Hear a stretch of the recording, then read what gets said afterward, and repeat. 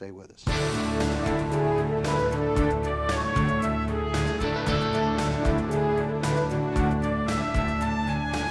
Barbara Bush, I think it's interesting that the book is called Barbara Bush. Did they have other titles that Well, they you were? know, I had a title, but the what book's publisher didn't want it. I wanted to name it, "Will the Lady in the Red Dress Please Get Out of the Picture?" But they, That's a terrific title. well, I thought it was too, because early on in our political life, why, we went to a big meeting and I kept hearing this person yell, "Will the lady in the red dress please get out of the picture?" And I suddenly looked down and realized, oh, I was the lady in the red dress. Oh my and gosh. that's sort of typical of politicians' wives until you get to the top rung. And then the darndest thing happens, Roger, you can't believe it. The day George became president-elect, people thought my every word was brilliant, and that I suddenly became glamorous, and briefly, I grant you, but... No, you were always glamorous, and you always had great dignity. I don't know how you kept your temper. I mean, there had to be times that you just wanted to say... I think I did occasionally, but sometimes I was lucky and nobody heard me, and sometimes I got it. Going back to the book, when did you actually start keeping notes? Because this really came from a diary. Yes. What year did you start? I really started seriously keeping diaries when George went to the Congress. But before then, I'd had sort of a engagement book that people gave you, and I sort of put in things as I went along. Sometimes maybe they had to do with the children, and mostly they were very boring. They told you about which baseball field I was supposed to appear at with the boys. But I sort of kept letters, and when my father died, why, my stepmother sent me a lot of letters I'd written him. Thank heaven she's one of those people who does not throw away. And my great sorrow is, though, that in all those, 29 moves, I lost George Bush's letters from overseas. You're kidding. Mm-hmm. The ones he sent when he was in the war. Yeah, so sad. I remember that you and I have talked about this before, but when he was overseas and shot down, I guess he was shot down once. He actually had lost another airplane earlier in the war in a carrier accident or something. But when he was shot down, he was missing during that period. How long was he missing in action? We didn't even know he was shot down. In those days, you didn't get letters regularly, so a month might go by and you wouldn't hear. And then all of a sudden, we got a letter from Doug West. I did, and I'm sure the Bushes did too, saying that he had seen George shot down on September 2nd, and that he thought maybe a submarine picked him up, but that he had buzzed where George's life raft had been separated, and that he had strafed a Japanese boat that had come out after him. And then about 4 days went by where Mrs. Bush and I agonized, and then... Did you believe he was dead, or did you believe he made it? No, or did you know? We just hoped he did. And then he called from Hawaii. He reemerged. He reemerged. He'd been on the submarine a month. And he'll tell you that it was the most frightening thing he ever did. Actually, he told me that he was never as frightened in an airplane as he was in that submarine. That's right, because you're depth bombed and pretty scary. And they did come up and surface and pick up other pilots who'd been downed. Right. So, you know, he was very lucky. We later heard that the Japanese-held island that he was shot down off of did cannibalism. Yeah, they were eating American flyers. They ate vital parts that they felt had superstitions about. And that's pretty scary. What did the president say about that? Was he? He's glad he wasn't caught. You had some good news this week. One of your sons in Florida, running for governor. That's right. Won the primary. He won the primary, and then the man who was second, Jeb won it by 46% of the vote, and the man who was second, 17 or 18% of the vote. There were, I should tell you, 5 men in the election, and the man who was second endorsed George yesterday, and we are thrilled. I mean, it was a wonderful thing for him to do because it allows the party to get back together, and the other candidates joined him, so it's a united party. Did you have second thoughts about Jeb going into politics, or George W. No. Texas? You didn't have any worry about it? No, I'm so proud of them. They're not babies. They No, I know. what they're getting into, and they're both well qualified. They both have built businesses and worked, paid payrolls, and they've sort of worked in their communities. George headed the cancer drive, and Jeb has headed, I think, everything in Miami. They've Right. both served their states in many ways. Are they And- asking mom or dad for advice, or are they? No, They're no, not. particularly not Mom, let me put Really? it that way. But we did go down and do some fundraisers for Jeb because he has a problem. He can only raise $500 a person. And we Right. did some for George because he's got a very formidable opponent also. But they're very funny. You ought to hear George. He says, people tell me all the time I inherited my dad's eyes and brains and my mother's mouth. Really? Now, what do you think that means? Well, I Roger? don't know. I think it means you're very outspoken, and you know, I think the American people like the fact that you always said what you thought. You came out recently, or at least that the book got a lot of publicity about your pro-choice position. And I know that the sort of the men in the Bush family are pro-life, and I would say the women are probably Well, I tend to can't be. speak for the other women. But But there's you a know, sense of- I'm 99% with George Bush on that. I mean, I think 1.6 million abortions a year is an outrage. And I agree with him that you should have parental consent. And the boys feel, the men feel that way too. But, I mean, there are a lot of things we agree on. We agree that rape, incest, and the life of the mother makes abortion permissible. There are just so many things that we agree on. It's just that last step I can't quite take. I myself would never have an abortion, but I can't make that decision. But having said that, we also agree that education is the answer, and that, in all honesty, family are expecting schools and to educate their children on sex. That's not the way it should be. We are not doing our job. We're expecting teachers to be counselors, ministers, sex educators, and not teach all the courses. And I think that's wrong. I think we should talk to our children at home. We should listen to them. I think we've lost that ability. How many families sit down and eat a meal together 3 times a day? Now, I know it's hard, but those are important Once a things to day do. would be a big hit in most houses. That's I mean, right. you can't get it done even once a day. Sometimes in a lot of families today, it's hard once a week. I know it, and that's wrong. It's too bad, but that's a good time to communicate. But having said that, that's why I feel I'm, as a grandmother, sort of lucky. I get them for a month, and everybody eats together. Everybody minds their manners. What were the rules at dinner in your household with the kids and so on? I mean, did you? They all ate their broccoli. You can They- count on yes, that. I know. I know the president was quite upset about that. He still is. Well, he was 60 before he made the announcement. Yeah, he kind of was a little cowardly on that, I thought. I mean, I thought on everything else in his life, he showed great courage. On the broccoli, we thought he waited a long time. Well, a lot now, of guys wait a are minute. anti-broccoli, and they I didn't- know that, but a lot of mothers came up to me and Did they really? yeah, and said, "This is terrible. My kids have stopped eating broccoli." And the truth is, everybody knows broccoli keeps you from getting cancer and cauliflower and all Actually, those it good does. things. Yeah, so it actually so does. we can't knock broccoli. I like it. Okay. But the rules were you had to. We didn't make our children dress up. We asked them to wash their faces and hands, and we asked them to be there. And I can see now with my grandchildren, though, that Little League and all those things. But we tried very hard to sit down at the table together. Over your life, what regrets do you have? I mean, you wrote this wonderful book. Most people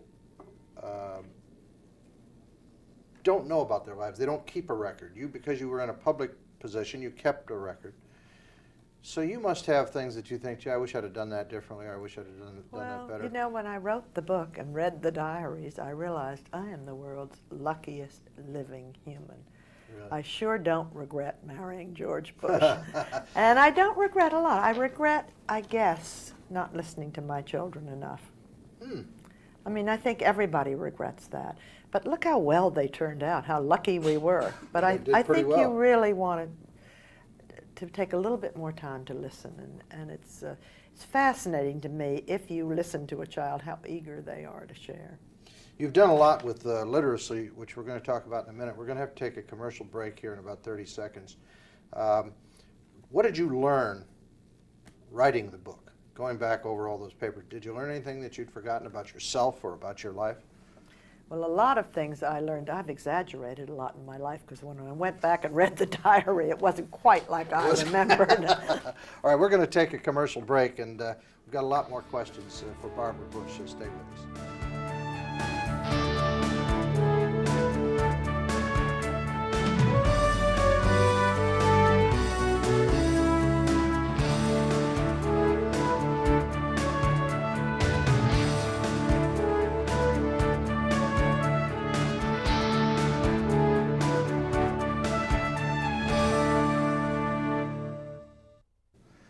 For some time, and I was always impressed that you were the same people in public that you were in private. Did you ever discuss that? Did either of you let it go to your head at one point, and one of you say, "Hey, knock it off"? I mean, you. I don't think so. But George may have told me that. But I mean, you both seem so down to earth, and always did. Was that just the way you were raised, or did you Yes. consciously work at that? No, I think that's true. I had a wonderful father, Roger, who was the most down-to-earth man in the world. And he used to, if I put on any airs, he used to say things like, as I'd be going out the door with a date, well, have a good time, keep your nose clean. Ooh. That would just humiliate you. Yeah. Or he would say, just remember, it's nice to be natural, and you're naturally nice, or some horrible thing that, but he hit home. We didn't put on airs around my dad. Yeah. One of your sons had dyslexia. What is dyslexia? Well, it's varying degrees, and I'm not an expert on it, but Neil had certainly a learning disability. It's when you see things backwards. So, so you can't read from that's left to right. right. You read backwards and forwards, and D's look like B's, and he just had no inkling of how to read. But he also was a classic dyslexic, in a way, in that he was the most agreeable, charming child you ever knew. And the teacher said, of course he can read. And I said, he can't read. We sat and tried, and he doesn't have a clue. And so I went to school to hear him, and he sat there looking bright-eyed and shiny-faced, and she had Jane read, and then she got to Neil, and Neil smiled, and the little girl next to him said thee, and the little boy behind him said boy, and the teacher gave him a little push and helped him along. I mean, he could not read. Well, with a lot of hard work and good expert teaching, we were very lucky. We lived in a big city, and we were lucky enough to catch it.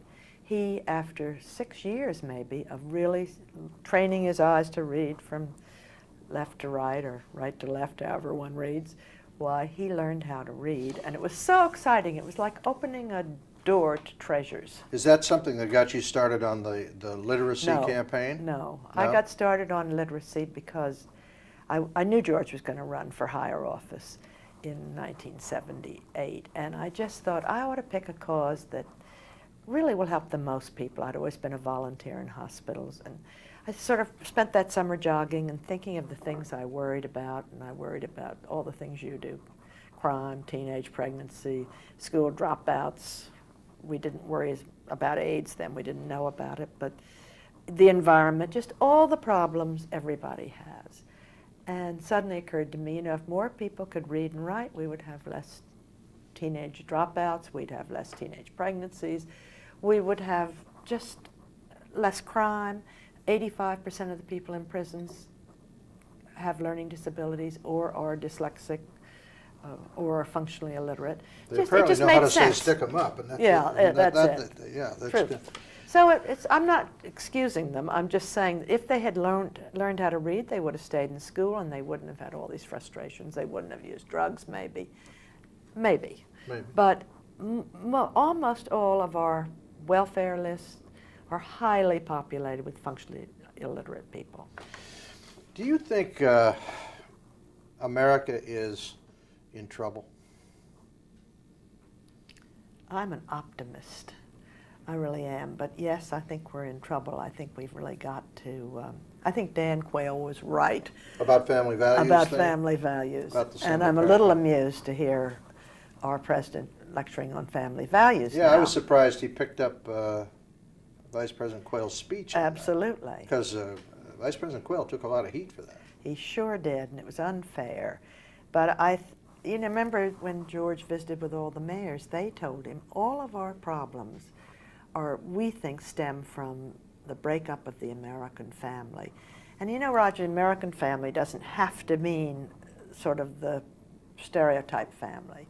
But we've got to care about each other, and we've got to make sure that each child, someone knows their name, that they get to school, that someone talks to them and hears them, and we've got to do better ourselves. We shouldn't be looking at our neighbor. Yeah. Sometimes we ought to give up the third television set maybe and turn it off and talk to our kids. Have we become a country that depends too much on government? Somebody said the real crisis in America is for us to decide who we want to be. Are we going to be individuals who help each other and are expected to achieve and be responsible, or are we going to depend on the government? Have we become too much one way or the other? Well, I hope the former, not the latter.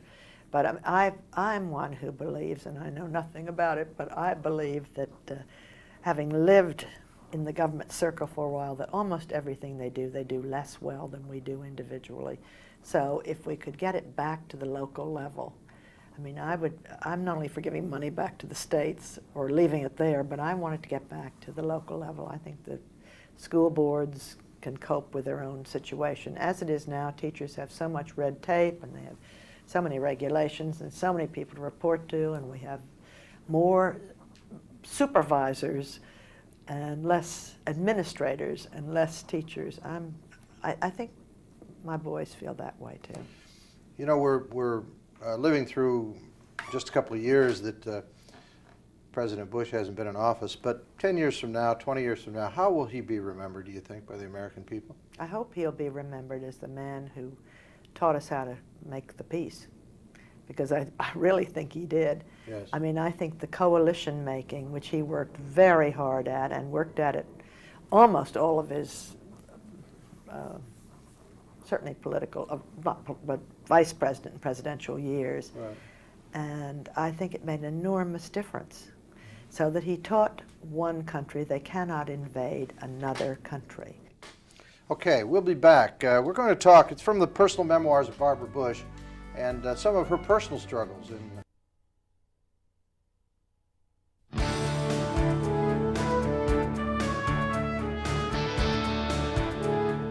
talked about personal depression that you went through in the 70s, I think, after you and the president came back from China. And I guess a lot more people have depression than we ever thought before. It seems to be something that people are starting to classify as an illness. Before, I think people ignored I don't it. know how many. I read the statistics in the but- paper, and yeah. they sounded big to me. Yeah. But I think maybe I was overwhelmed by it because I certainly didn't expect it. And, you know, I had sort of a code that said, you don't talk about yourself all the time. If you feel badly, don't tell. And I now know, I feel so stupid about it because you can get help, and I should have. And I was just lucky that I that it didn't continue and get worse. I was sorry to read in the paper, though, that they recur. I don't expect it to. At You 70. don't feel any, you haven't No. been feeling bad today. No, or I, anything. when I read it, I sagged. But I know now that it was probably my age.